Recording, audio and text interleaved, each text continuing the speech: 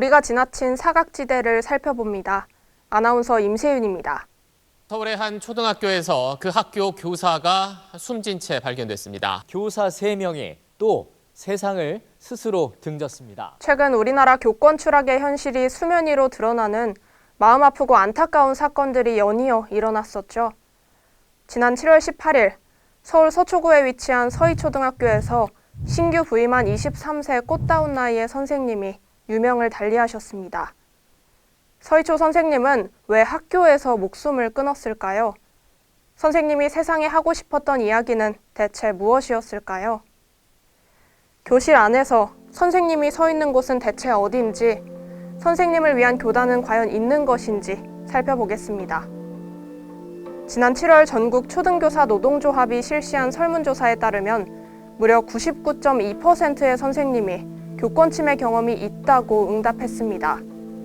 교권 침해의 유형으로는 학부모의 악성 민원이 49%, 정당한 생활 지도에 대한 불응, 무시, 반항 등이 44.3%로 뒤를 이었는데요.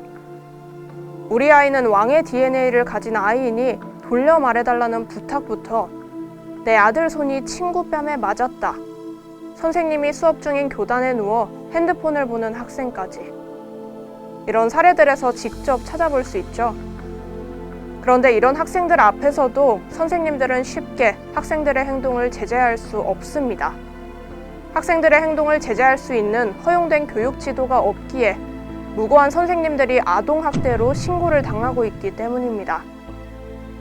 그렇다면 이러한 상황 속에서 선생님들은 대체 무엇을 할 수 있을까요?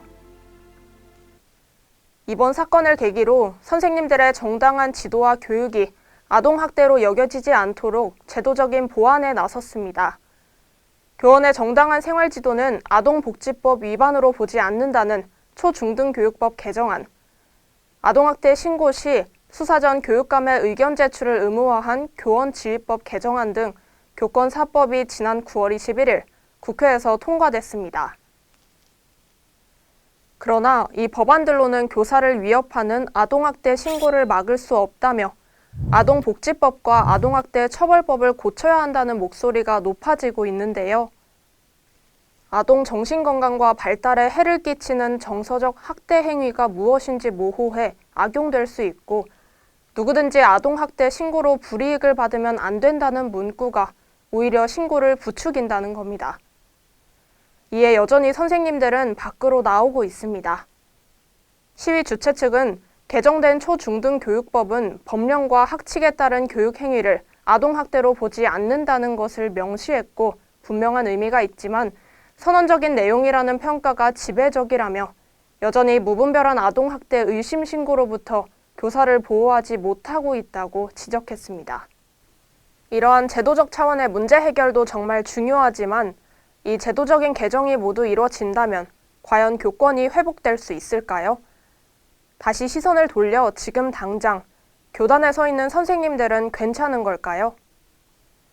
지난 8월 녹색병원과 전국교직원 노동조합이 진행한 설문조사에 따르면 주관식 1,700여 개의 답변 중 가장 많이 보였던 단어는 충격적이게도 살려주세요였습니다.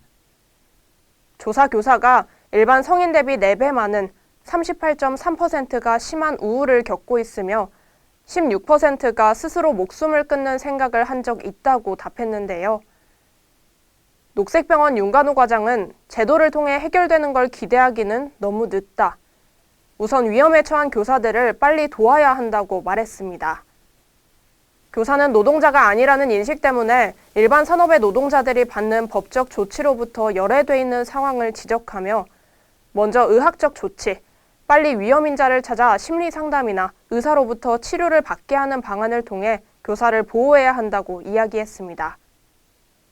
제도적인 개선도 중요하지만 당장 도움을 청할 곳 없는 선생님들을 위한 창구를 마련하는 방안도 간과해선 안 될 것입니다. 교사는 가르치고 싶다. 학생은 배우고 싶다. 참 당연한 것인데 우리 사회는 이 당연한 것조차 어려워졌습니다.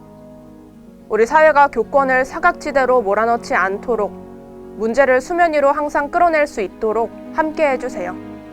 선생님들을 지켜주세요. 시청해주셔서 고맙습니다. UBS